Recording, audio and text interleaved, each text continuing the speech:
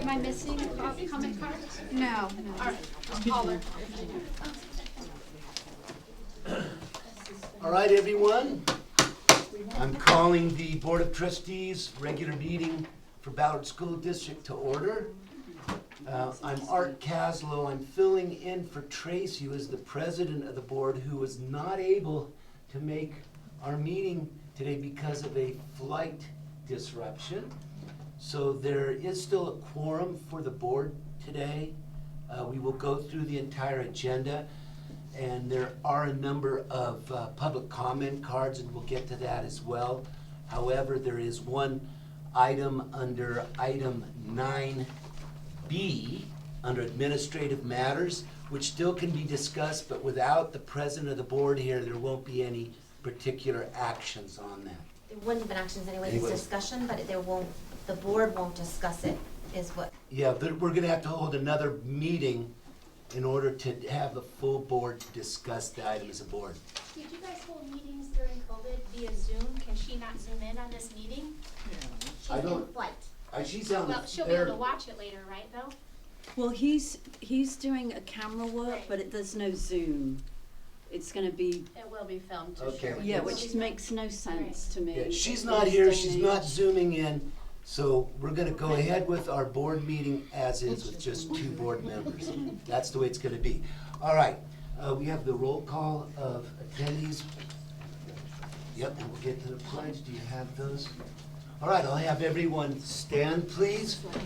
And I'll have you face the door, if you don't mind, where the flag is hanging. Place your right hand over your heart and follow the pledge with me. I pledge allegiance to the flag of the United States of America and to the republic for which it stands, one nation under God, indivisible, with liberty and justice for all. Thank you. Take your seats. And on our agenda, we have approval of minutes from our regular meeting dated Wednesday, February 15th. Are there any amendments or changes to the minutes as presented? Nope. Seeing none, So I move to approve the minutes of the February board meeting. all right, and I'll second that. Any debate? Nope. Nope. All in favor? Aye. All right. We have approved the minutes. Now, we have our public comments. We have a number of comment cards here this afternoon. We will go in order. You are limited to 3 minutes, okay? 3 minutes, and somebody's timing that, I believe. I am. Okay, and you'll be facing the board, your back is gonna be to the audience. And I just wanna remind the attendees that regardless of your position or how you want to approve or disapprove of the comments, I don't wanna hear any applause or cheering after each speaker. It's just not appropriate to demonstrate as a group by applause or comments if you're in approval or disapproval. So it'll be a silent presentation, and then you take your seats. All right, our first, Hold our, on. I think that's the pile of the. oh, I'm we- sorry. We took them apart because we had the comments for regular comments and for the 9B comments. Yeah. But if anybody who wants to talk now about 9B can be added into the general public comments, I think. Yeah, so we're on public comments. Some of these comment cards are dealing with 9B. So maybe Which- you should put them all in right order and then ask the person if they wanna speak now or hold their comments. Okay, I can do that right in numerical order. They have I numbers just put on them them. right in the top corner, top right hand. Okay, so the first comment card we have here is from Cameron Knight. This has to do with a parent's right policy. You can discuss that now, or you can wait until, But if we're not Right. talking about the item, I don't know when they wait. okay, that's the point. So we're not gonna be discussing 9B because we don't have the full board, so you may wanna make your presentation when we have our next board meeting. Or now. Or you can do it now. Or public Now's fine. comment. Yeah, Yep. now's fine. Okay, so I have Cameron Knight. You're more than welcome. Yes, are you Cameron? Yes. Just You- come up I'm front. fine with. You doing need, it now. if you wanna make comments, Stand come down on, there. Yeah, come on up. come on up and you can, you put your notes on the easel. and you have 3 minutes. And then Cameron, I'll just set this once you start, Okay. so there's no rush. Okay, go ahead. So I'm Cameron Knight, and I will be reading a letter for Harry Mullen, who unfortunately was not able to be present today. Hi, my name is Harry Mullen. I went to Ballard School for 5th and 6th grade, and I'm non-binary. I came to Ballard as one of the few inter-district transfers back in 2014, and it was one of the best decisions I made in my life. One of the greatest parts of my time at Ballard was the overwhelming acceptance I felt. For the first time in my life, I felt like I could actually be myself and be supported by my peers and teachers. This has been the lens that I have viewed Ballard School through for the past 8 years or so.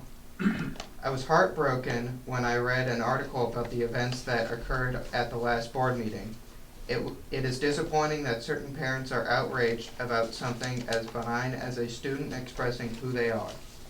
The intense transphobia expressed by certain members of the Ballard community is appalling.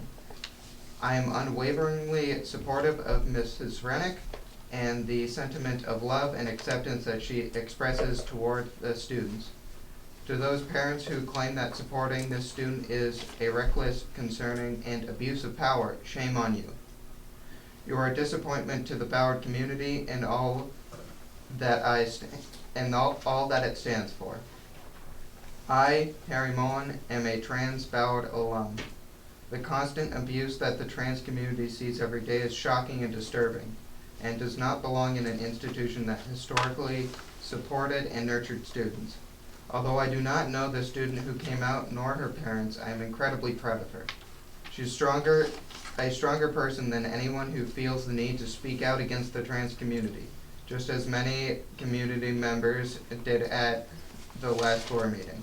I strongly urge the board to not pass a so-called parents' rights policy because it is an unnecessary complication to the education system and only limits the ways in which a teacher can support and nurture their students. Thank you, and go Bears. Thank you. Cameron? Oh, yeah, we have a little issue with this. Oh, no, it still had 38, sorry, All right. the light goes completely out. This is one that came after, so put it, I don't have the number, so I just have to put it at the bottom of the Okay. file. 7. That one didn't have a number, just put it behind Are that. there? Okay. Then I'm gonna go to number 2. Yeah, All I'll right. just ask, maybe, is the right thing. I've got Sue Turner. Craig, are you there? That is me. All right, you can come forward and you have 3 minutes for your comments. If I'm gonna be on camera, it's not gonna No, happen I like honestly, that. I really, Why, I What don't is the understand problem? why we What is the have a problem? camera then, if you can't see my face. it isn't You can all see my necessary. face. We really need you to face the Okay. board so that it, and if the camera has to move, that's okay. Fine. All right, very well, Sue. My name is Sue Turner Cray. I am here as a private citizen and a mother of a Ballard alumni. My husband and I are taxpayers of the Ballard School District. In the spirit of inclusion, I bring up the fact that the Ballard School continue to have their board meetings in the middle of the afternoon, which means that many working taxpayers that live in the district, like I do, have to take time off work to be here, or they cannot make it at all. Also, your meetings are not live streamed on Zoom, so people cannot watch this live. Last year, I came here with my African American husband to talk about DEI, that is diversity, equity, and inclusion. Given the disturbing case at the high school, having our first ever African American head coach chased out of town by a Ballard board member who was one of the leaders of this campaign, I came here last year and politely implored the board to consider DEI training, unconscious bias training, and to establish the DEI committee. For the record, the board unanimously voted no. I do understand that there are 2 new board members. I implore you to revisit DEI. because attitudes and biases are developed at a very young age, and elementary school plays a pivotal role in this. It is impossible to teach diversity and inclusion when your school makeup and your school body and faculty are 98% white, straight, and no people of colour in positions of authority. We do not need a parent group. We need a DEI committee where public school kids that are different to the majority are treated with dignity and respect. Not only does that create multicultural awareness and inclusion, but it helps students with different backgrounds, gender identities, and needs succeed, but it also encourages acceptance and helps prepare students to thrive in a very diverse world. And very quickly, I want to bring up a mother of Jewish descent and the granddaughter of a Holocaust survivor spoke about DEI and the importance of it at the last board meeting when we brought that up. Her daughter at the time was a student here. The backlash towards this mother at this meeting was so intense that she and her child were ostracized, and she decided for her and her child's mental health to pull her daughter from this public school even though she lives minutes away. Very quickly, I implore you that this is a public school, not a private school. You must revisit having DEI again. Thank you very much. All right, our third public comment card is with Michelle Oakes. Is Michelle here? Yes. Okay, Michelle, you can come forward. And you also have 3 minutes. Thank you. Good afternoon. Good afternoon. I'm Michelle Oakes. I live here in Ballard. My kids went to Ballard School, and now I'm a grandparent. I'm here today out of concern for our school community and parents' rights. When my daughter was in the 4th grade here, I received a notice from the school that there was going to be a discussion and video shown to the students about puberty and sexuality. I was very happy to be informed of this upcoming event, and called the office to see if I could preview the video. They loaned the video to me. I was able to watch it first, and then watch it with my daughter. I was able to answer her questions and concerns from our family's values. Parents need to be informed when a topic that is not part of the educational curriculum is going to be presented to their students. Every family is different. We need to respect each family's opinions. But it is imperative that this administration give parents informed consent for their child to be exposed to sensitive topics without the parent present. Topics that do not involve reading, writing, math, science, and history. The school needs to be a safe, neutral space for everyone. Thank you.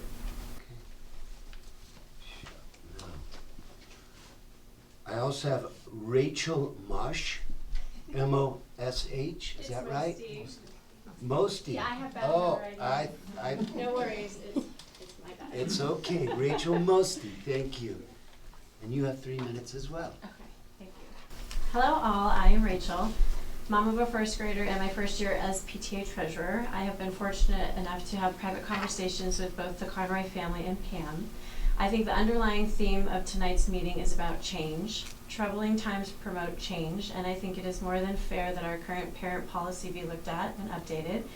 It has not been updated since 2010, and as we all know, a lot has changed since then.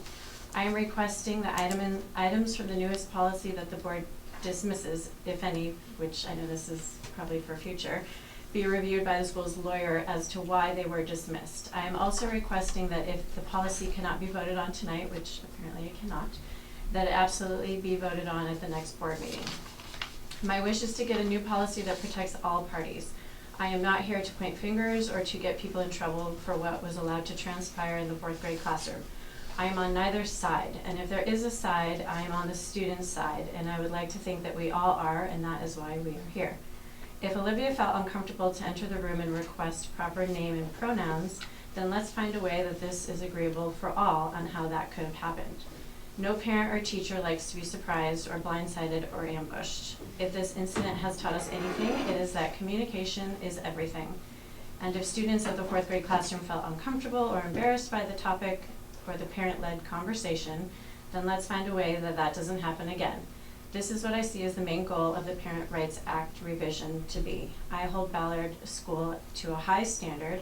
I put hours of my time in monthly acting as the PTA treasurer, and I want to see the school do the right thing. The right thing being inclusive to all the students. All right. Our 5th public comment card is presented by Rebecca Smith. And Rebecca, you can come forward.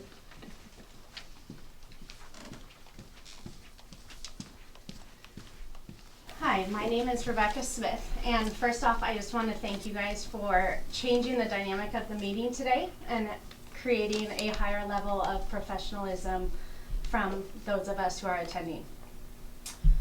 I am asking that our board review the current parental rights in place here at Ballard School and amend them to include the following: to be able to opt out of classroom assignments, core curricula, ancillary supporting materials that the parent deems inappropriate for their children before it is presented to the children as set forth in California law. The second amendment would be to be notified of classroom visitors, volunteers, presentations, activities, and events during school hours prior to the scheduled date to provide ample time for parents to request that their student opt out. Parents are their children's first and most influential teachers, and active parent involvement in the education of their children contributes greatly to student achievement and a positive school environment. Let's encourage a school that is inclusive of all people, all families, and to respect all their beliefs and their rights as parents. Our school failed parents with the decision made in the 4th grade classroom, and equal respect was not shown. I will always teach my children to be respectful and kind to other families and the choices they choose, but the same respect needs to be given in return. No parent or non-faculty member should ever be allowed to enter the classroom and address students without parental consent, regardless of the topic. These are our children, and as parents, we deserve transparency here at Ballard. I ask that you restore the trust that parents have lost in our administration by adding these amendments to our current parental rights policy. And I ask that you add it as an action item to be voted on next month in April. Thank you. One moment, Rebecca, because Yes. you have specific language that you want to introduce, we'll need a copy of that. Okay, That you just presented orally, we need it in writing. okay. Right. We did do that to Pam's request. That's the one I already sent to you. And Okay. you do have And it's I- in the board So you- packet All right. also. Thank you. Okay. Our next public comment is from Christine Urban. And you are a grandparent, I believe. Yes, Okay. I am. I'm a grandparent of 2 kids here. Again, I was a school board member at a local school here for 5 years, so I understand, just how difficult this is. And really, I just wanted to encourage the board to review that parent rights bill and make sure you're comfortable with it, the parents, the teachers. I was involved in something during my tenure where an administrator, out of kindness and love for a student, didn't report something. And as a result, it put the school in jeopardy financially. We were looking at a lawsuit. And unfortunately, that person lost their job over it. And they were the best administrator, loved the kids beyond words. But we do have to always take into account all the students, all the parents, and always err on the side of communication with them. I don't know if that's, unwarranted advice, but I'm just telling you, it was a heartbreaking experience for me all around. And I do And as things are changing, some of the people mentioned that everything's changing so quickly, so we can't have 13-year-old documents anymore. You know, the last Bill of Rights, they've got to be updated.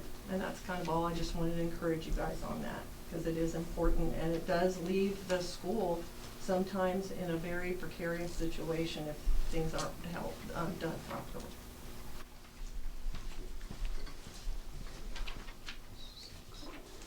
All right, our next public comment will be from Denise. Okay. Elamine. Elamine, all right, thank you. Hi, All I'm right. Denise Elamine. I am a resident of Solvang, and I have no children in this school district in this valley, thank God. I'm coming here today because I wanted to talk to you guys about your parents who want parents' rights. I'm looking for just basic civil rights. I'm looking for being respected just because I'm me. I'm looking for no stereotyping. I'm looking for maybe a black or brown teacher in this district. I'm looking for you guys not to be so proud of 95% Anglo. I'm looking for everybody to be respected, not just the superior people here. So I'm talking about unconscious bias. I just want to talk about why unconscious bias is important. There is a robust evidence that automatic mental association about social groups impact our perceptions and decision making, and that people tend to hold more negative associations toward a variety of historically oppressed groups. This can have serious impacts on people's lives. What percentage of decisions are made by unconscious bias? In 1998, a milestone study carried out by a team of social psychologists at the University of Washington and Yale analyzed the reality behind people's bias and measured the real cause of their prejudice, concluding that biases ran through 90 to 95% of people. The angry parents that just want parents' rights. What is an example of unconscious bias? I want the rights for my kids to not be around other kids. Make a statement like, when I look at you, I don't see color. Or, when I look at your daughter, I don't see the gender bias. What does non-binary mean? Why should my child have to even hear that? Comments like this remove the acknowledgement of a person's cultural identity and human and civil rights. What are 3 implications of unconscious bias? Unconscious bias can impact workplace decisions by influencing hiring processes where we have no black people here, don't want any black people, and are never going to get any. Hiring processes, workplace relationships, lack of workplace diversity, as well as an opening the risk of discriminating against others. When I look out in front of me, I see a Rotarian here, and I see nice people. But I just want to say before you, I understand the parents need their rights, but I want my civil rights here too, and my family deserves to be in this valley just as much as their kids do. Thank you.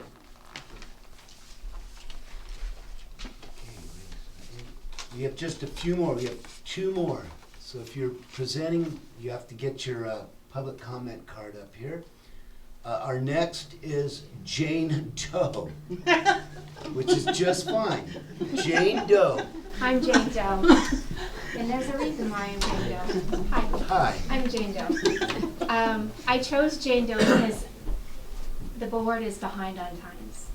When we have an issue at a school with a child and a parent gets up here, there's something called social media.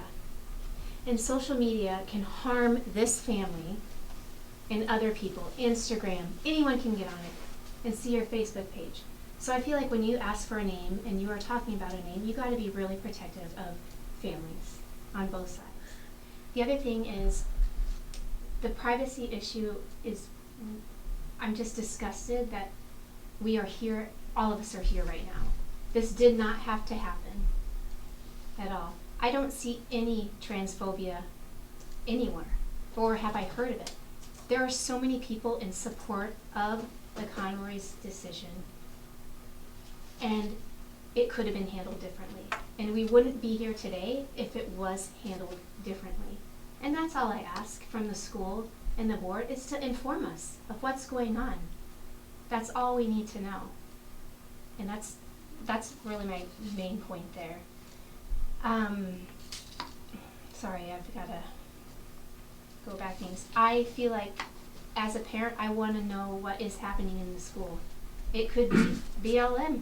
Hello. It could be inclusion. It could be transgender. It could be gay. It could be anything. I don't care what it is. I want to know, and I want the right to know. And I hope that you guys do look at this policy, this Rights Act, because I think it's important for us to know what is going on, so I can have a discussion with my child when they can come home. Because what happened in that 4th grade classroom, I had to have a big discussion with my 6-year-old, my 8-year-old, my 10-year-old. And I wasn't prepared at all. And I felt ashamed that I did not have that information to give them. So letting us be aware, letting us be prepared as parents when any situation come up would be great. And the biggest mistake I see is the 4th grade teacher. She is amazing. And it makes me want to cry. She's amazing. She's turned my son's life around. And to put her in that situation, to have her name shamed, to have her discriminated against, to have her story switched around in a paper, that's her future. School board members, PTA, whoever. We have a teacher here that her future is at risk because of this.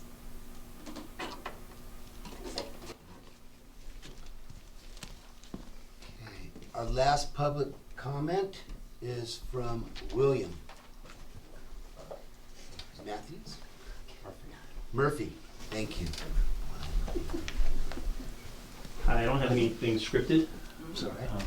Art, Sean.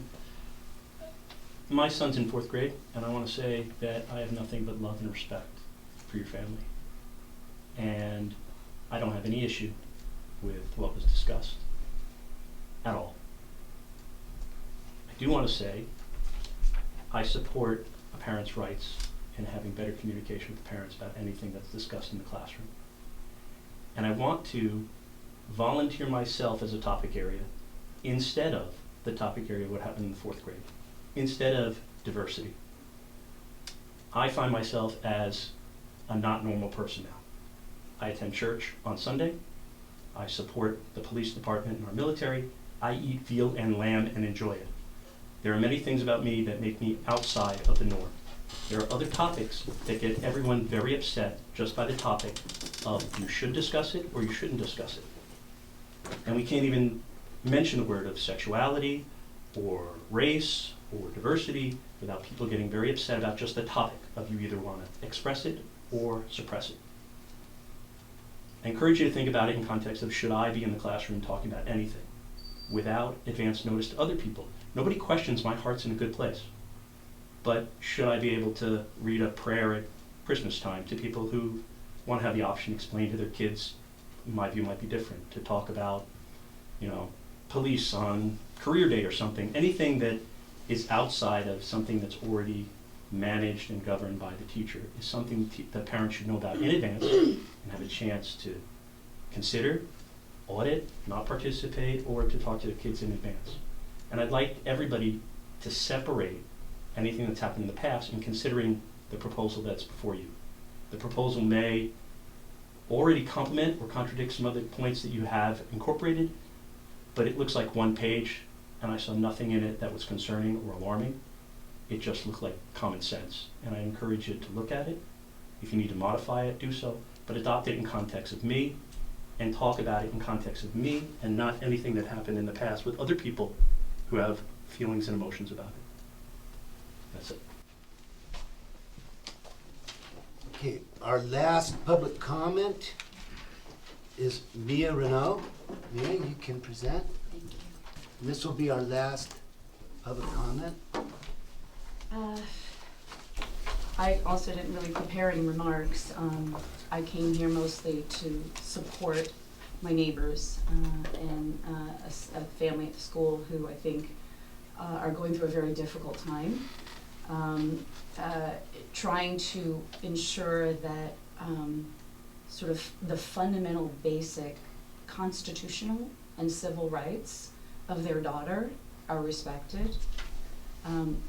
Every school, every public school, has a legal obligation to ensure that the students are safe, feel safe, and that they can express who they are. And I'm specifically speaking of all students, but specifically for trans students. And while parents also have, no one would dispute that we want our parents to be engaged, we want our parents to be involved, that parents have a role in teaching values to kids. I think what's happening here is this decision has been completely politicized, and we need to take the politics out of it. Whatever your politics are about gay rights or trans rights, or whether you're a Republican or a Democrat, or you're left or you're right, the real question is, what do you put more value on? The right of one child's parent to say, I'm not okay with who your child is. I have reservations about it, and so I'm going to stigmatize your child by saying, I need to know in advance if you're going to talk about who your child is.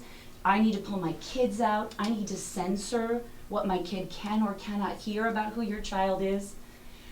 To phrase that as simply weighing parents' rights against the rights of another child, it's disingenuous, because you're talking about a fundamental constitutional, civil, human right of a child to be who she is, versus a parent coming in and saying, I'm going to signal that I don't accept your child.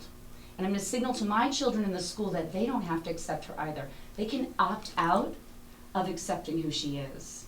And so I did not plan to speak today.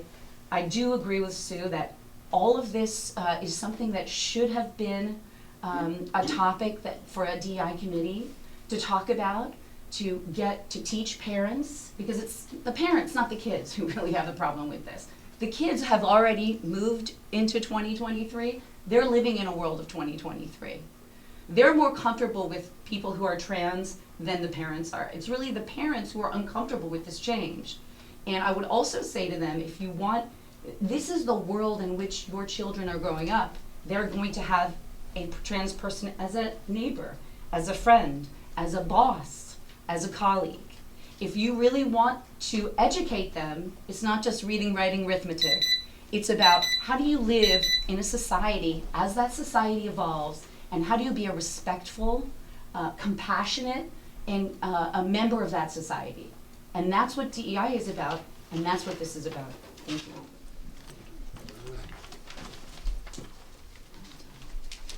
Okay, that concludes our public comment. We're going to go ahead and move on to our information. You want to go through that, the information? So we have a calendar of events, and I'll let Pam go ahead and itemize each of those. And you're welcome to stay or go as you please. So obviously today's our school board meeting. We also, our sixth graders went on a tour of Solving School today. Tomorrow night is the sixth grade parent information meeting at Solving. Next Wednesday, the 22nd, will be our PTA General Association meeting. On 3/27, there's a couple meetings I have to go to. County Superintendent SAC and SARB coming up that week. On the 30th, Thursday the 30th, our 3rd and 4th graders are headed to Sacramento. That's the week we also have regular dismissal on Thursday and early dismissal on Friday. And then we have spring break. And on Monday the 10th, there is no school. On Thursday the 13th, there's our spring sing. And on the 14th, we have another assembly coming up on World of Oceans. And then that brings us to the 19th, which is our next school board meeting, our next scheduled school board meeting. Okay, and the 19th works for you? Yes. It does? Yep. All right. So it's very likely that our next school board meeting will be held on the 19th of April, right here at 3:30. Okay, any comments from The board members? None for me. Okay, any correspondence? Okay, do we have a PTA report? We do. I know we had a big event. We did. Let's hear about it. Well, we had a very successful turnout at our barn bash. The school community came out and it was a really, really fun night. We anticipate that we raised the needed funds to continue to support all of our PTA programs. So we're very excited. We're still in the totaling and invoicing people and all of that, but it was great, and I think we're going to have no problems to be able to continue to fulfill all of our commitments for next year's programs. Okay. So that's great. The next PTA meeting, which Pam mentioned, it's a general association meeting, so that's invited to the entire school. It's via Zoom at 5:30 Wednesday night. We will send out a link for anyone who wants to attend that. Our next teacher appreciation event is going to be on April 13th, and that will be led by the 4th grade and the 2nd grade families.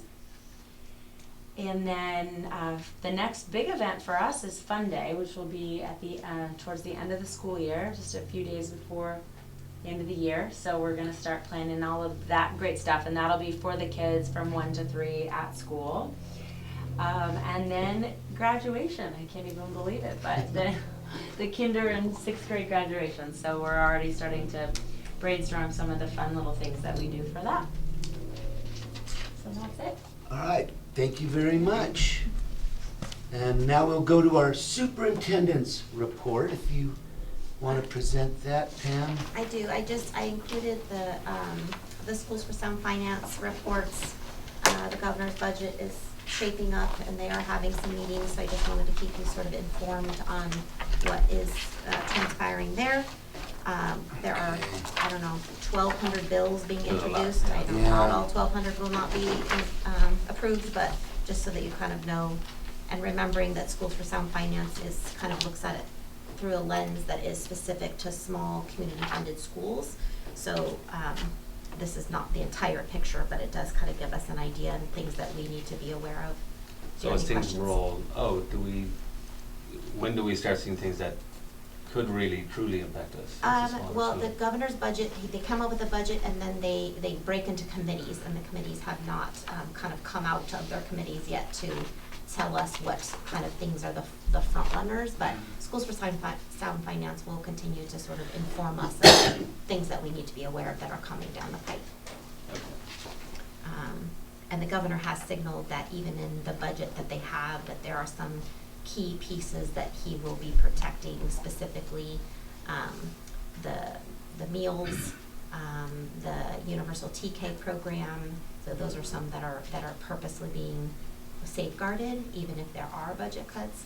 But there are some others that are not on that list that I was like, for example, the extended learning opportunities grant is not on that list. So I'm like, what does that mean? It doesn't necessarily mean it won't be protected, but so those are just some things that I'm watching for. All right. Let's see, should we go to the correspondence? I know you have a letter I do. from our school's legal service or counsel, so if you don't mind going over that for us, ma'am. Yeah, the last meeting we had, I mentioned the letter from the attorney that talked about the student privacy, and that I had said that the attorney had told me that we had acted in accordance with the law. And so he did rewrite the letter so that it can be shared publicly. It took out all the names and things. Other than that, it was not edited drastically, but this one he was okay with me sharing publicly, so I'm entering this into the board, I guess into the board packet, and so then into the board public documents. But I want to say that in having a few more conversations with parents, that it has, at least in the conversations I've had, and I've not talked to everybody, I've really tried to talk to anybody and everybody who wanted to come talk to me, but that it sounds to me like people are beginning to understand, maybe didn't understand initially, that especially about the notifying parents that I legally couldn't, and so I didn't, and this letter does speak to that, and I did, the letter does also speak to having the child's parents in attendance was also in accordance with the law, and I believe that it did protect the child. Is a big announcement, and I want that child to be, so my goals were to protect the child, but also to have it be a non-issue for the rest of the kids. I feel like those goals were accomplished. However, it sounds to me like the sticking point where people feel like it really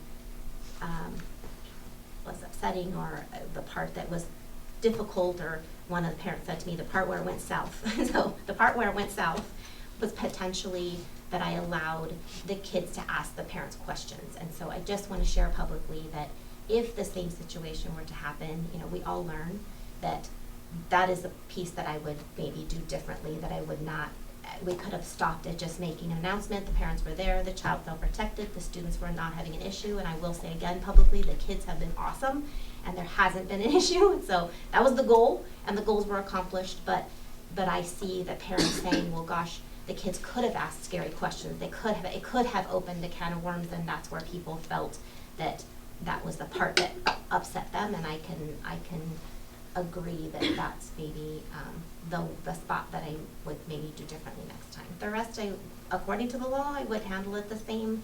I would do it, and that may upset people too. I don't know, but that part I feel fine with. But I'm just agreeing that I could have done that part differently. So I just wanted to say that in my correspondence to you. Okay, there's no other correspondence? No. Just from the attorney. All right.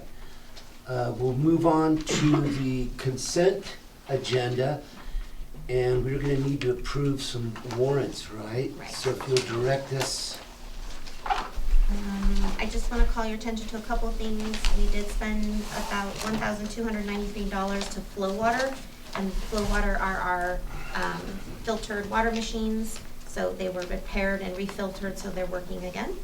And that, is that like an annual maintenance thing, or is it something happens? It's not annual. It's No, it broke. Yeah, It it broke, broke. yeah. So they were not. We literally had a Brita filter in the front office trying to get kids water. So Okay. So I don't think it's annual, but the filters I think are a little more frequent. But this was repair and filter, so it was a little more expensive. We also had some heating problems. So we've spent $1,034 to Flynn's Heating and Air to fix our heating problems. Gina, was the admin supplies including the scanner and postage? About $430. $1,052.50 to Linda Carlson for medical reimbursement. She's a retired teacher who still has our benefits. Okay. $30 to Booty Kazali for a live scan for camp.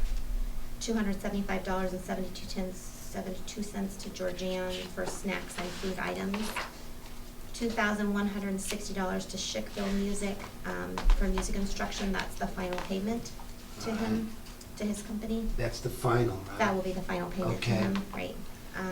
$76.81 to Anissa Ballinger, it's our librarian, for library supplies. $825 was the children's creative project that was to Michael's Cats for the storytelling assembly Yeah. that happened last month. Mm-hmm. $2,270 to CompuVision for our technology services.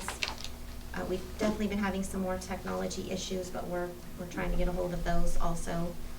We do have a bid out right now for the E-rate that is trying to replace some of our technology that I'm hoping we'll get an answer to here soon. $6,020 to Diane Turner for financial services. What's coming next is the budget, so you'll see all of the work that she's been doing. $900 to Eric Hemming for technology support. That's gonna drop next month to $500 a month. He's gonna be remote only, so he's charging us a little less, and we'll see how that goes. $174.21 to Mandy Young for medical reimbursement. $1,800 to Southern California Gas. That's actually 2 months, but I do want to bring your attention to the fact that our gas bill is going up, like you see in the news for everybody, and I'm sure it's happening in your homes also, but ours as well. Yes. So it's gotten quite high. We're trying, Kim does an awesome job of going through the classrooms when we go on breaks and things and making sure everybody's heaters are off, so we're trying, but it is considerably more expensive. And then $1,680 to Woodruff Strings for music instruction. And that's been it. Okay, we'll go ahead and have a motion to approve these warrants. So I'll entertain a motion to approve the warrants from 728014 all the way through 730625. I second that. All right. Any discussion? Nope. Any opposition to the motion? Motion is approved. Okay. Let's see, do we need to go through the classified payroll at all? I don't believe so. That was just We part of the just, consent. that's part of the agenda. consent agenda. Okay. Now, under administrative matters, we have 4 items. The first one is on the COVID-19. Right, I did include for you the new Santa Barbara County protocols, because Yeah. they are changing. And I also sent you an excerpt from CDPH, because the CDPH will eventually. Do you have a chance for her to speak? She's had her hand up a couple minutes here. Are we not allowed to ask questions? I don't know. Oh, you can ask questions, as long as it's She had not her hand public up. comment. I didn't see your hand. Can you state your name, please? Yeah, my name is Moon Bloodgood. I had a couple questions. Who is this $6,000 to? Who's Turner?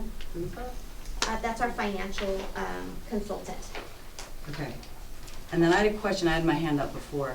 When there was an amendment made to the parental rights, was that done recently? I saw 3 asterisks. Was there an amendment made, and did the board vote on that? Not since 2010. So there were no changes that were made? Okay. No, there's not been any changes since 2010. The asterisks are just there because There- And which When you policies? when you say have the asterisks, code, when you guys had the letter from the lawyer, there was a code. That code had 3 asterisks on the bottom of the parental rights, and I just wanted to know if there was an amendment that was made recently. is there a page number on that? This letter that was in That the was- superintendent's comment? Is that what It's we're the referencing? 3rd green page. I If have you the go letter, but I don't green. see asterisks. I'm not finding, I just have the one page. Oh, right there, that's what, I think that's what you're looking at. Right, but I don't see the I don't asterisk. see that. Is it the letter asterisk. dated March First? 1st, I don't have it 2023? in front of me, I can send it to you, but Okay. yeah, I have a picture of it. I don't have that. I'm If not- you guys are saying that there was no amendment, then I believe you. Yeah? Correct. Okay, I have a last question. Why did the music teacher, Mr. Schick, who you paid $2,600, why did he leave? I don't know that I can share that publicly, Okay. but yeah, so I can't share that publicly, but he did resign, effective immediately. All right, thank you. Okay, so we are going back to the COVID-19. You've got through that, right? Yeah. Yep, okay. The second item was discussing the... No, hold on, back to my COVID-19. The protocols are changing. Oh, And what that Okay. means is that the current, we no longer have to require testing for, it's still recommended, but it's not required to recommend or to require testing when kids are coming back from being sick. So up until this point, if somebody had a cold or any of the symptoms on the list, we would require that they get tested before they return to school. And Okay. the Santa Barbara Public Health is not requiring that testing any longer. So we have tests available for anybody who wants them, but we will not be requiring kids to test negative before they return if they had symptoms of any kind. If they were positive for COVID, then they still, it's still again recommended that they test, but now what I'm sharing with you, currently it's still 10 days. If they go for 10 days, they can come back without a test. The CDPH is, as of March 13th, is saying it's only a 5-day quarantine. So I expect that the Santa Barbara County protocols will adapt at some point also, and we will just continue to follow the protocols as they're presented, but it may be reducing to a 5-day quarantine. But currently, for schools, it's still 10. But Alright. they are sort of, so this aligns us with Cal OSHA for adults and children through the California Department of Health with our more local control in Santa Barbara County Health. But, so I gave you both of those documents so that you would just be aware that we're making some changes. And these were revised as of February 7th, is that? They were those protocols were updated, but the CDPH is only as of March 3rd, and they're calling for that update as of March 13th, so I think they'll be updated again, I guess is what I'm saying. Okay. And what will happen then if somebody is positive in class, I still will notify the parents that there's somebody has been positive in their class. But right now, as a whole class, we test in the 3 to 5 day window. And now I will just recommend that people test in the 3 to 5 day window, but we won't be testing as a school. We will not require that testing as a school. So we will just, I still notify people because that's recommended on my end, so I will still let people know. And by Cal OSHA, the employees I'm mandated to notify them anyway, so I will notify everybody, but I will, but we won't be testing any longer in the 3 to 5 day window. We won't require it, we will recommend it. And send home tests if anybody wants them. But we still have lots of them. Okay. Any other matters regarding the COVID-19 changes? No. All right. Administrative matters, number B was discussion regarding the board policy updates. That will be done at our next board meeting. And we have some input for that as well, We do so. in writing.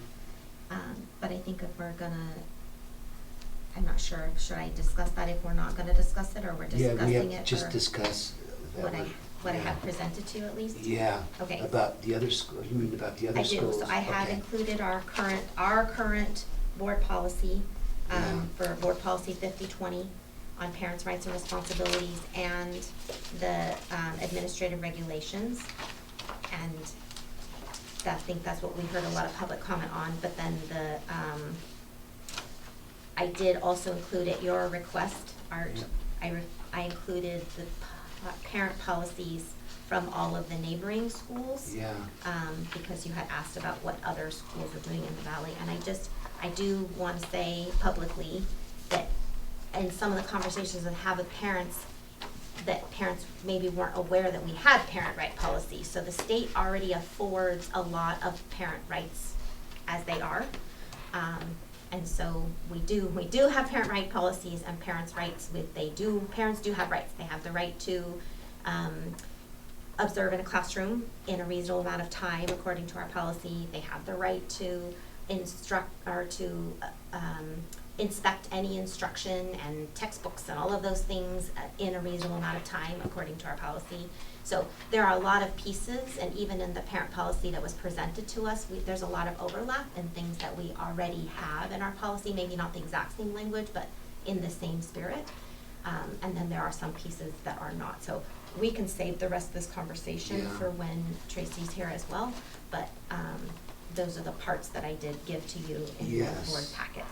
And some of those materials are available you emailed those at the start of the year to parents, right? That's separate, so Policy. there's lots of pieces. So there's also the parent rights, the annual parent right notification.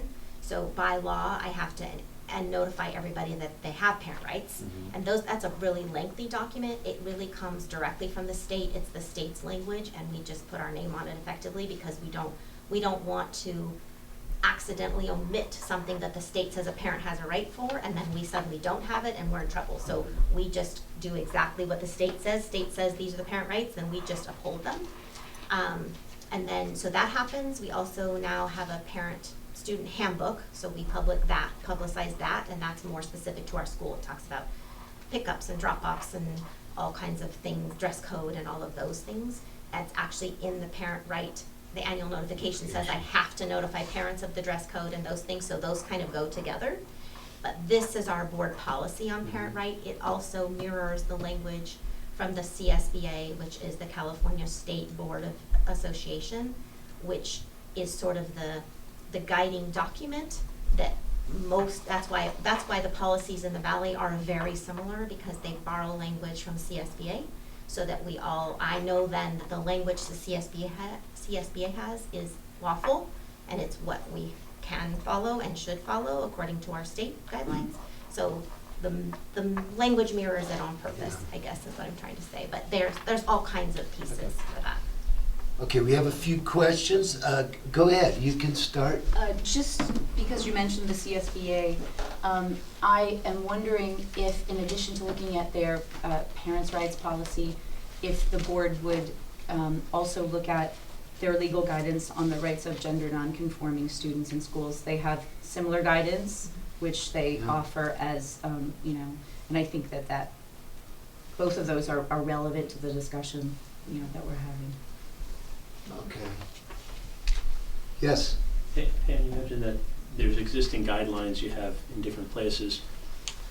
With regards to any non-faculty coming into the room and saying a word to the children, is there explicit policies in place? Or you mentioned you got some advice that legally you were not allowed to tell people in advance that something was going to happen. Are there restrictions on you on that topic area? I remember a couple of years ago we had somebody from the county came in and spoke on potential abuses to the children, and the topic area is scary. What are they going to discuss? Are they going to list things that are going to alarm our children? And there was a advance notice, there was an opportunity to monitor it. It happened for several days, but there was a process that happened before anybody other than existing faculty came in the room. Are there existing policies that you have in place or restrictions upon you right now that govern that topic area? Well, I will say that the state provides for four specific opt-outs. So there are statutes that say what you are allowed and not allowed to let parents opt out of. There are 4 things parents are allowed to opt out of. One of them is sex education, so health education. So I would by law have to tell you if we were going to have, I think somebody mentioned a 4th grade parent talk, like I would by law let you know those things and you have the option to opt out. You have the right to opt out of HIV prevention, any educational topic about HIV prevention, which happens typically in 8th grade, not in elementary school, but you have the right to opt out of that. You have the right to opt out of state testing. So I do notify parents that when it comes to state testing, you don't have to let your child take the state test. And the 4th one is any survey that asks about family life. So when we did the school climate survey, I did let 4th, 5th, and 6th grade families know that they could opt out of that survey because it asks things like, have you ever tried alcohol or tobacco? And so parents have the right to opt out of that as well. So there is very specific guidance, and then the state effectively says those are the only things you can opt out instruction-wise. That's on opting out, I understand that. But what about just being informed of this is going to occur? Yeah, but Is there restrictions on you for that? No, only again, three categories of protection. One is for a student with disabilities. Okay. One is for anything medical, and the other is for students, the transgender rights that Mia was speaking of. So there are some specific privacy laws where I cannot share information about those things specifically.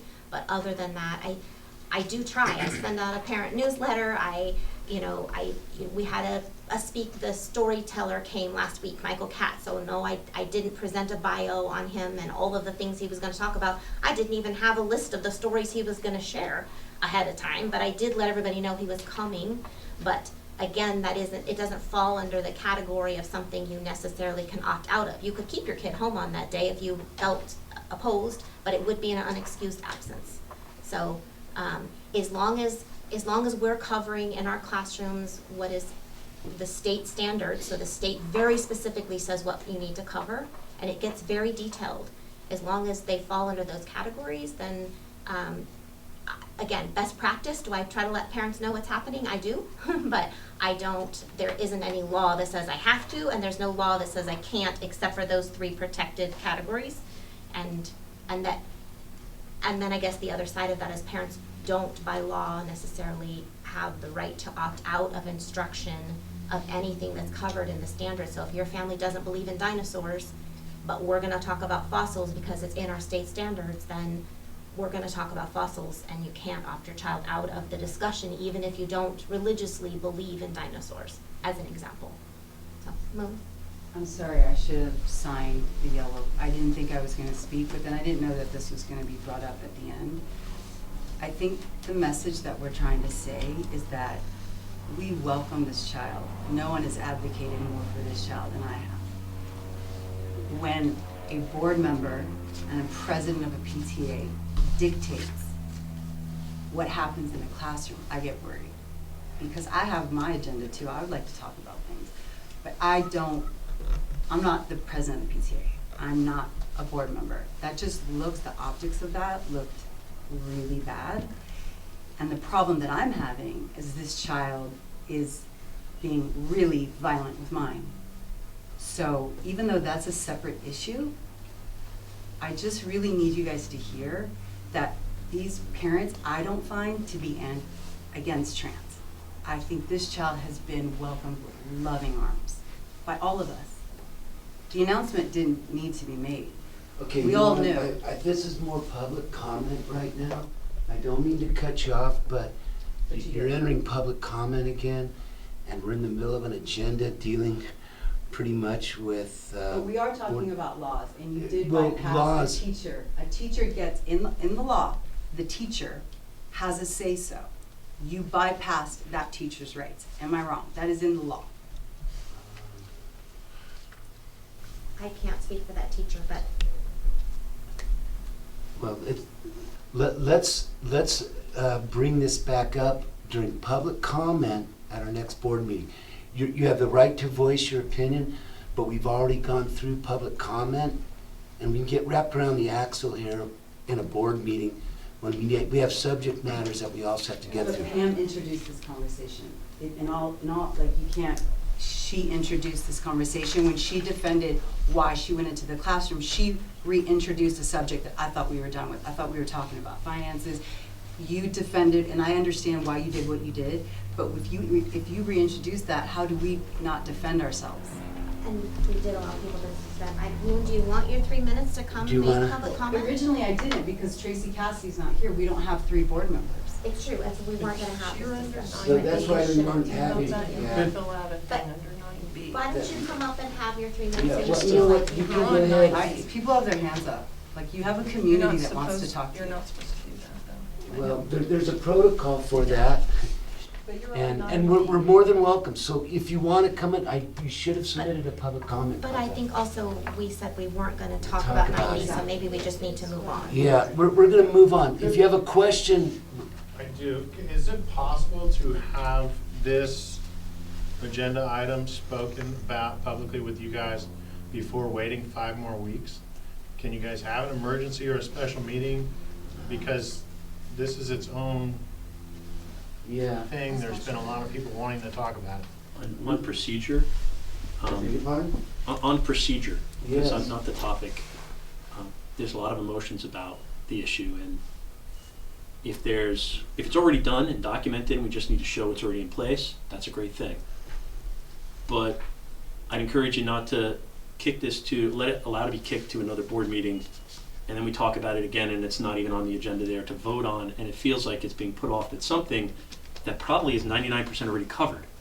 So, and to allow people to say what they want to talk about, because I hear a lot of commonality on it, try to find a way through it as opposed to kicking it down.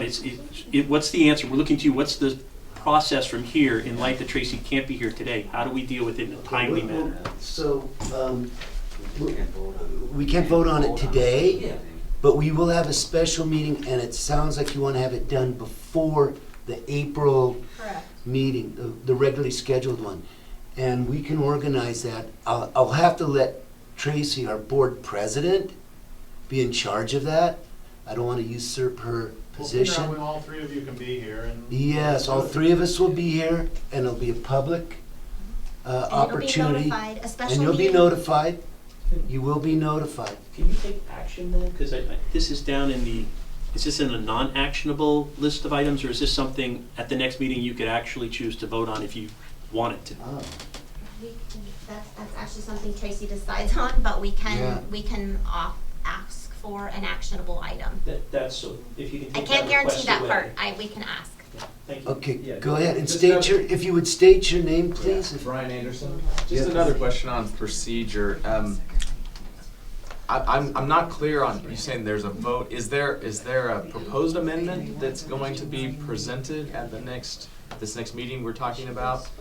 Or is there gonna be arguments that I'm not sure what. I think at this point, the board is just suggesting whether or not, so we have an existing policy, whether or not they would want to make modifications to our existing policy. So it wouldn't be voting on a new policy yet, it would just be on whether or not they're gonna modify the policy that we have. That would be an actionable item, as a thought. So you vote to modify and then you come up with modifications and vote on the So Okay, sorry. And would it be possible, it seemed like, I got in here late, but the public comment was up front about general things and then this topic came up later. Would it be where you present the position and then have public comment and then make the vote? Well, if the special meeting would only be about this item, so any public comment at that meeting would only be heard on this particular topic. But you're asking for the order of things? Just thinking about how the county does it and things, Right. the county presents their position, then you hear the public comment, then you have deliberation and you Right. make a decision. It's in the board agenda, like the order that we follow also, so I think we would just stick to the order that we have. Okay. Yeah. I think we're messing things up a little bit right now, if I'm being honest, but I think, this is not. Go ahead, state your name again. Jane Doe. Oh, Jane Doe, that's right. I was just wondering, what are we voting on? Like, I'm in the dark of what the Well, we're not policy. voting No, on. we're not No, voting. no, I know that, but for this future meeting, are all parents in the school able to see our current policy, and the changes that are coming up? So they can visually see, okay, what are we adding? I don't even know what we're adding to this, or what, I really wanna have it, black and white. Yeah, What are we adding? nor do we. We don't have that yet either. Okay. But we have recommendations in different So maybe forms. before you hold this special meeting, inform the parents. That may be a bright idea, so people know what's going on, I guess. Yeah. I don't know, cause there's so many people that come to me as a room mom, and I'm like, I don't know, I haven't heard, I don't know. So maybe just to get it out there, just say, this is this topic, we're combining, we're having a meeting, just so we know what's Okay, Jim. going on. All right. Is that possible, or, I don't know? So we will have, the board has to vote on a special meeting, so that we can't do that now because Tracy's not Right, here. right. Once we do that, we will notify the school when that meeting is, and the agenda item will be published on that. That sounds great, perfect, thanks. All right. Do you want to go through, we've already done the school calendar, do you want to go through that?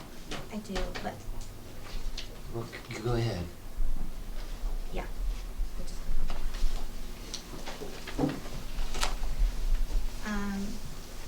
This is, the school calendar has to go through 2 reads, so this is the first reading of the school calendar. Okay. I gave to you both ours and the high schools, our proposed calendar and the high schools. Next year's a leap year, so we have an extra day. I spoke to the teachers, and their input is they would like to add the day to the Friday before spring break. So that's what you see before you, that day would be off as well. That's the 29th. Yes, the 29th. I just drew I a just box saw for it, that. but I see that. that would be our, so on the next count, the second read, I'll black it out so it looks like the others. The high school is having a very late winter break, and so we are mirroring their break. Oh, okay. Which means Yeah, we I don't noticed get that. out until the 22nd of December. Okay. But we go out and we And don't we come come back back? until the 8th Yeah, of I noticed January. that. Oh, till the 8th? Yeah, so the high school will start a little before us like they always do. We're starting a Wednesday, half Oh, day that on makes that first sense, okay. Wednesday, minimum day on the Thursday as usual, early release, and then Friday would be a full day. So we sort of ramp up at the beginning of the year, and then the high school gets out a week before us at the end, but our final day would be June 6th. That would be our 6th grade graduate, our promotion day. Okay. So, And then in the solving calendar, school just has. maybe a silly question. I'm looking at, it says in the bottom right of the boxes, Mhm. like I'm looking at April where it says 14 school days. Yes. So what does that reference when there's It means that there are 17 days? There are Yeah. 14 days in the month, because we have to account for 180 days of school. So the So that's a second number, 20. that 152, is how much total we have so far. So there's 14 in this month, but so far in the year it's 152. Does a month start somewhere in the mid prior month? Because there's Because it looks like there's 17 white days. 24 days. Yeah, At R2, I'll right? just circle that and 1, 2, change it, yeah, that's that may just 15. be a math error. So then, okay, all right. Yeah. I was trying to track and Yeah, some. you're like, what? Yeah. Okay. So And that actually, number this can one be will probably changed. change also, yeah, but I can fix those. All It's a good right. thing I have Like a two reads. spreadsheet thing or something. I don't have solving schools, which is sort of the other interest for our group because it is, we have kids, parents who have kids in both. So, Okay. but solving is also trying to mirror the high school. So the high school presents theirs first to us at the superintendent meeting and then we all try to match theirs. And that, Okay. what, the logic for that is just, that's just how it's been, or the high school dictates? Yeah, the high school dictates Yeah. and then we follow. They have other things that they have to consider, like Okay. CIF and their finals and their, so they have a few others. I know this is your first draft, but did you guys say Wednesday, the 16th of August is the proposed go back to school start date? Wednesday, the 16th of Perfect. August is the date, the first day of school next year. Thanks. Thank you. Well, if anybody's wondering, that's my wedding anniversary, so. If anybody's wondering. What about, is there anything else, we should probably approve that, do you wanna, Yes, please. yeah, So we're that we gonna go can ahead take and it for a entertain a second. motion to approve the 2023-24 school calendar. I'll second that. Okay. Is there any debate other than the correction on the number of school days in April and then the total? I think that's it. That's it? Okay, any opposition to that motion? Seeing none, the motion passes. Okay. Let's go now to the co-op agreement with the St. Azag Special Ed. Yeah, this That's- is, it's been it's in just- effect, it's just a document that says that we are in an agreement with the consortium to provide our special education services, and that all of, all of the schools are in this agreement, and we're all signed at the back, so Okay. it just has to go to the board for approval, so we have to approve that. Approve one. this as well. Yeah. One moment, I'm gonna look at this real quick. You know, The attorney's fees, I'll just make sure something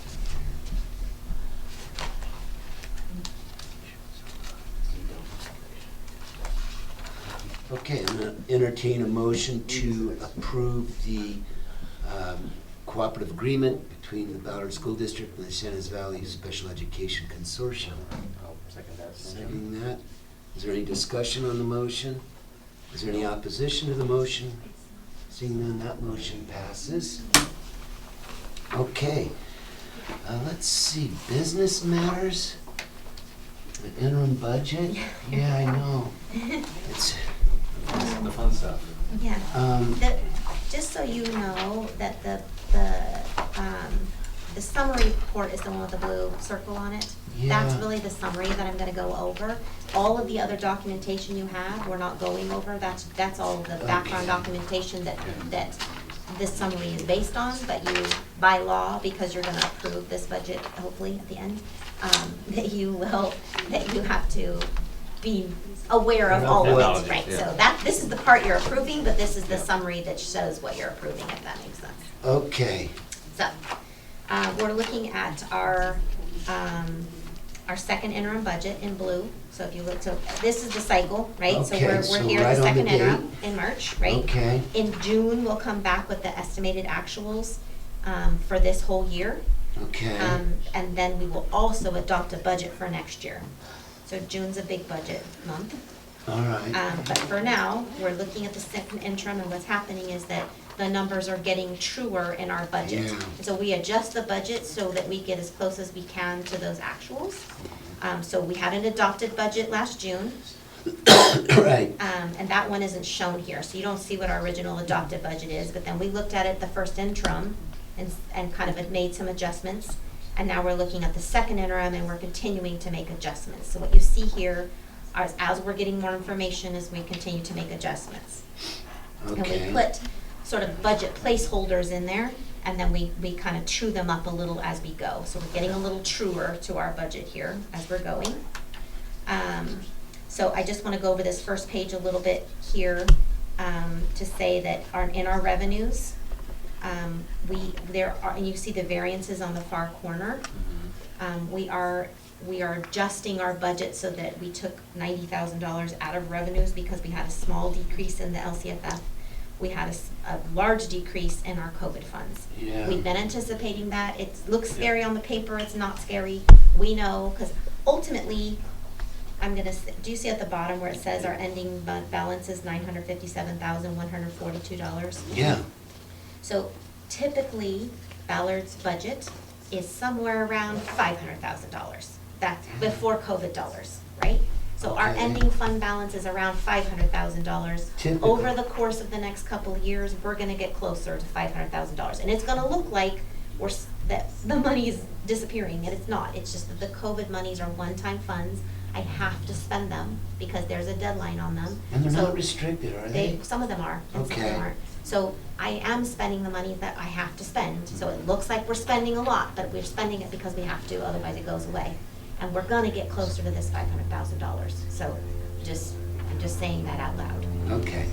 It is So all. is that so backing out of that, is that saying that we have about a $450,000 COVID pool of funds Still, right, available to and use? some of it doesn't Some have to be spent restrictions. till 2026, so it's not gonna be immediate. It's some of those monies we just keep rolling out and we budget for them and say, oh, we're gonna keep paying for Parent Square out of Yeah. COVID money for the next 3 years. So, Yeah, you know, which we should, right? Right, Because that's exactly. So money we're that is gonna expire. right, so there's a page in here, in 2 pages, this is all about the COVID monies, this green and blue lines. Oh, really? These are all the COVID monies. Okay. So. I'm not gonna get into the I know, weeds so on these are this. kind of the complicators, but this will, if you want the detail, this tells you everything that we're spending on Okay. for the COVID monies. They're all in accordance with the things that are restricted. We're making sure that we spend them according to the restrictions. And then some of them we have to write plans for and approve plans for, so I will keep bringing those plans for revisions. Mhm.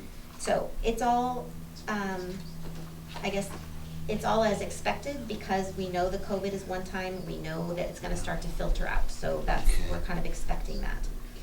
But, if you look at the next page, the second page, this one does show what our adopted budget, so in June, when we made our adopted budget, we thought we would have an ending balance of $716,746. And then in the first interim, we got huge chunks of COVID monies that we had to budget for, so it went way up, and now it's getting closer to what we originally thought. And I think by next June, we're gonna see that it's even closer to what we originally thought, because we did a pretty good job, I think, initially. Our revenues, you know, the projected revenues and the total revenues were close. The total expenditures are higher, but some of those things are going up. We did get a salary increase, and that changes the projections. We did give the one-time bonus, which Yeah. changed the projections a little bit, so. But again, our ending balance is still $957,000. Yeah, that's healthy. Yeah, at the bottom of the third page, you can see, this is just for the COVID in years, and it shows you out through 24-25. Page 4. Page 4, Yeah, that we're still spending COVID money, but the revenues are sort of dwindling, but like I said, some of those monies we already have, but they just don't have to expire till 2026, so we kind of project them out. Okay. So the projected just lines up with the revenue allocation? Right. Even though we haven't spent, okay. Right. Oh, I see. And then, and the next page, this is our 2-year, part of the budget is to look at the next 2 years for the multi-year projections, so that you can see, this is what I'm saying, that right now, our beginning fund balance in 22-23 was $866,000, 23-24 is $957,000, and then 24-25, $698. It's gonna start to go back down to what is, the ending fund balance is at the bottom, closer to the 500,000, yeah. Okay. So we're gonna get back to sort of what is normal. And that big drop, we're gonna look to use about 250. Yeah, and it looks crazy, but yeah, we Yeah. are, that's the one-time COVID funds that we spent $70,000 on all of this internet infrastructure. Yeah. Because we knew we had this one-time fund money, so we Yeah. don't wanna spend it another time, but it seems like a lot of When spending. you use that versus Right, the capital. but you have to spend it yeah. or you lose it, right, so we're spending it. Okay. So. All right. Okay. And some things like we're spending COVID monies on, like our intervention teacher's salary. We will keep her, and then it will have to come out of the general fund initially, or eventually. Right now, it comes out of the COVID money, so it makes our our regular pot look a little sweeter, but the truth is, eventually it's all gonna sift out, and we will still keep this position, we'll have to pay for it out of the general fund instead of COVID money, so it eventually is gonna get us closer back to sort of what is quote unquote normal, which is about $500,000 as an ending balance, beginning and ending. It's gonna get less complicated, is really what and then the next few pages are sort of, it shows the same sort of, this is a lot of detail on Fund 01 because that's our main fund, but you can see some detail for Fund 14, 17, and 25. And those budgets don't typically change a lot. And like the deferred maintenance fund, you talked about tech, are COVID funds possible to go into things like that? No, the deferred maintenance is for like we spent money, you know, every 7 years we paint the red schoolhouse. Okay, yeah. And we have to fix the roof, so that the roof that we did in December and the one we'll do again in June, those both come out of deferred maintenance. Yeah, yes. Right, but the COVID funds we spent on the internet infrastructure was so that, honestly, that if we ever did have to shut school down again, we would have a better chance of kids being able to be on Zoom and not have connectivity issues, and so all of that infrastructure is to support, So that's less deferred, it's actually. That's not deferred new. maintenance, that's current, right. Yeah. Deferred maintenance is like, there are things that And that's the school distinguishing building, piece, right, okay. and then the capital funds at the bottom is that's the one where, that's for the developer fees, so we have quite a bit of money sitting in that one. That That's has the 100 developer's fees. Yeah, that's the developer fees, and we have $124,000 sitting in that account. We can only use that money for expansion. Exterior Has to be expansion. Okay. Doesn't have to be exterior, like if, let's say we end up having a full TK class and we have to split the Little Red Schoolhouse back into two. You I can use it for expand it to make 2 classrooms, I can put the walls up to make 2 classrooms in there if I had to and use that money. Okay. But it has to be for expansion, so adding a bathroom, anything that we do that is expansion, we built a library or any of those things would be through the capital Fund. funds, yeah. Okay. And then the special reserve is just the money that stays there that we haven't touched in a really long time, and we try not to. And how is, on the special reserve, is it invested at all? It Or is, that's the one, required? remember, it's invested through the county, so it's getting some interest and some kickback. And the deferred maintenance, not the deferred, the capital funds, you can see the interest on that one. I'm looking for it. Yeah, that one, that's how, that interest, well, it says interest It and developer says fees, but interest that of one has a 11. little bit stronger interest rate that we get back. But all of our accounts do sit in very low risk, interest-bearing accounts. It isn't just sitting there. So that special reserve, even though we don't add anything to it, will continue to grow. And you can say it earned $5,000 in interest. So it could earn more, but it's very conservative, frankly. So it's not going anywhere, but it's not, it's Right, just like. it's not growing, a but it's treasury not bond. going anywhere, exactly. And then the cash flow. And you can't do it, you can't, I remember we talked, you can't direct that, it's just, that's where it goes and you don't have to say over it. Even if you were over a certain threshold, like a certain amount? I will ask Danielle, I our think financial there's an girl again, amount because that you- I think you might be right, because that our reserve has quite a bit in it, and so Yeah. maybe there's some part of that we can Like be you more mean, aggressive with. you have to retain $1 million in here, Right. but you've got another 300,000. I don't think it's not a dollar amount, I think it's percentage, it's Okay. some percentage that you're supposed to retain, yeah, but I don't know. I'll find out more information. You guys asked that about again, and I did ask, Yeah. but I don't know that I was specific with our account and how much money is. Cause you in it. can get, cause you can get quite safe, vehicles, at today's interest rates that, That could, yeah. you know, that just would be. Yeah, but I think there's a certain threshold, like you said. Right. Well, we can find out about it, it's not urgent. Yeah. That's And then the minor.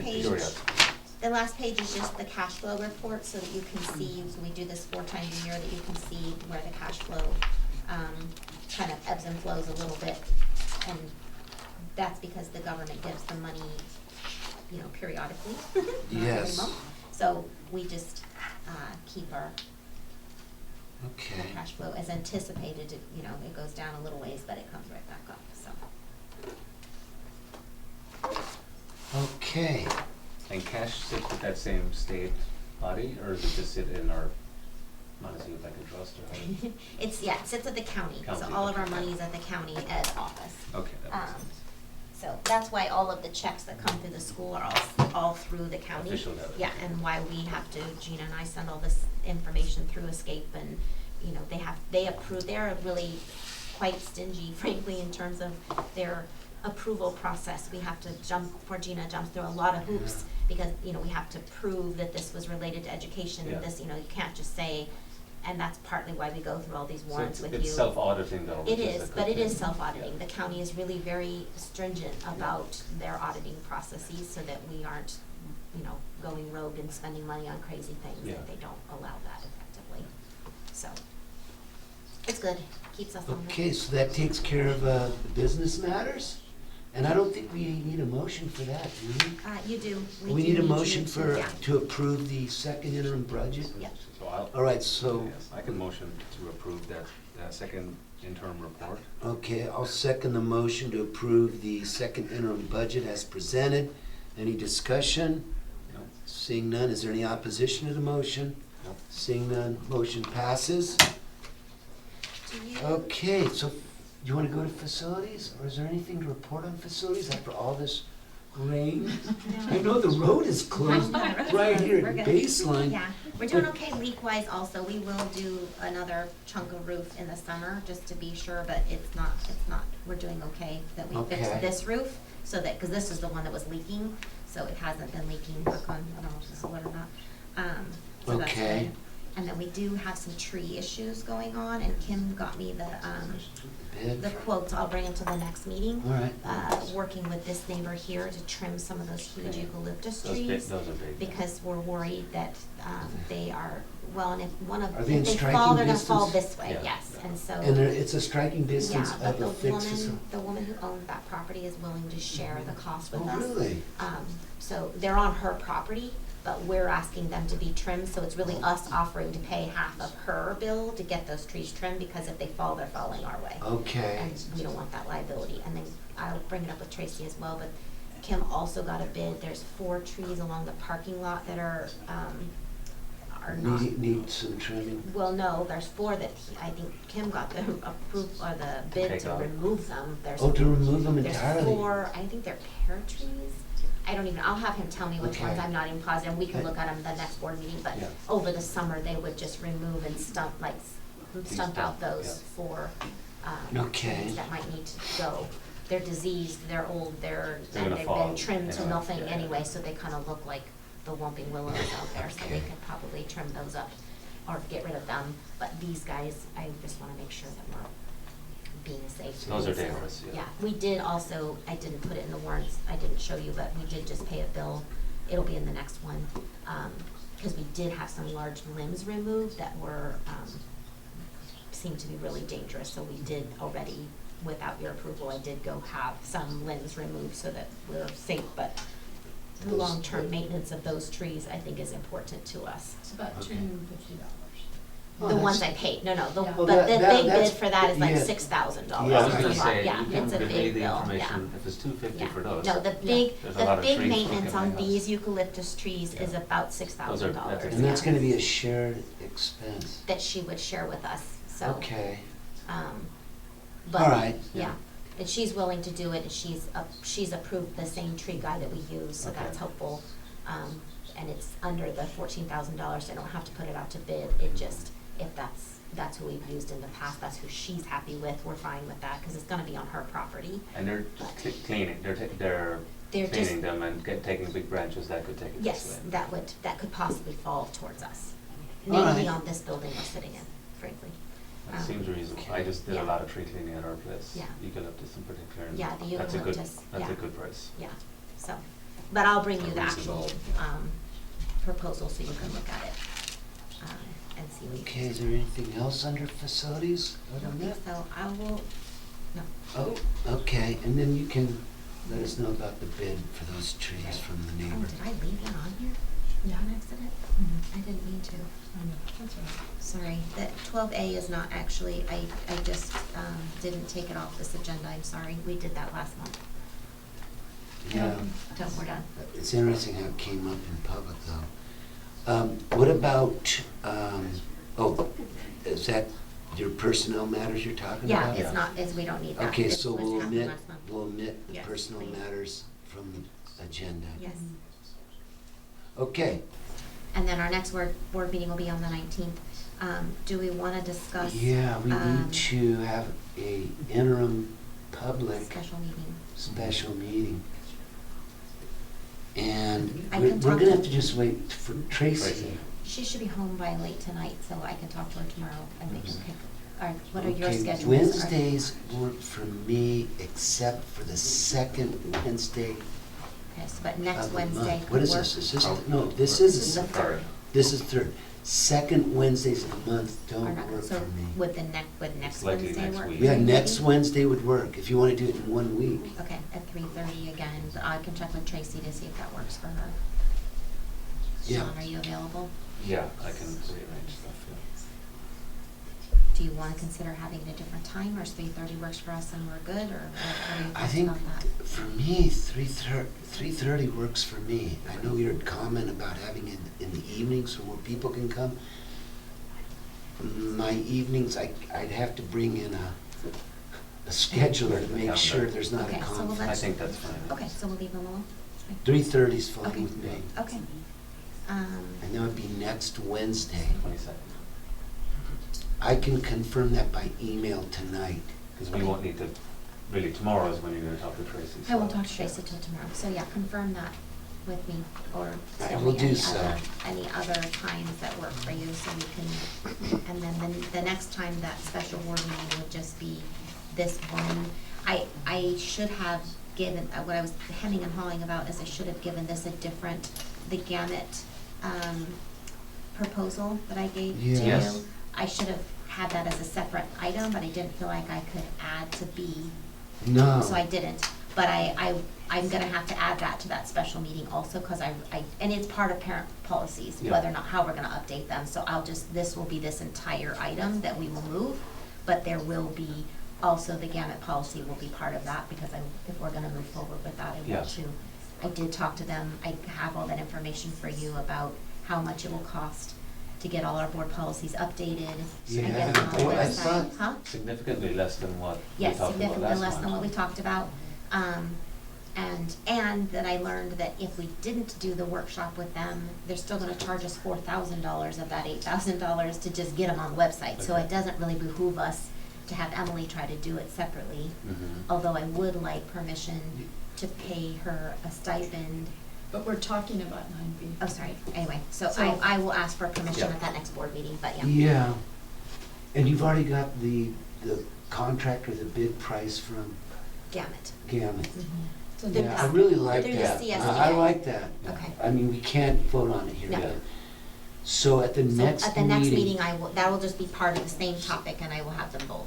Okay, and then as far as an agenda goes, that will only be an administrative matter, and it's the only item on the agenda, and it will allow for public comment or not, but only on that topic. topic. So somebody couldn't come talk about how they wanted to paint the school purple. Okay, Right. I wanna make, well, that'll be for Tracy, but I wanna make it clear. That will have to be stated very clearly. Yeah, yeah, to maintain the proper control of what public comment's about. Okay, anything else to come before the board And at this just meeting? to make sure I didn't misspeak, the agenda item will go out or no?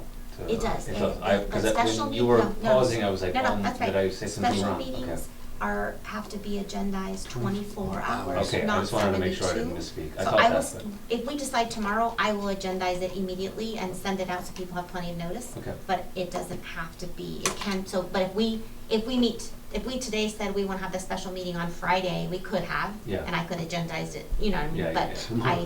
right, so I could, I because just it wanted to make sure I only needs didn't 24 misspeak by hours. saying, No, when she asked, no. how are we gonna know what's? No, you said the right thing. Okay. right. Definitely. That's All right.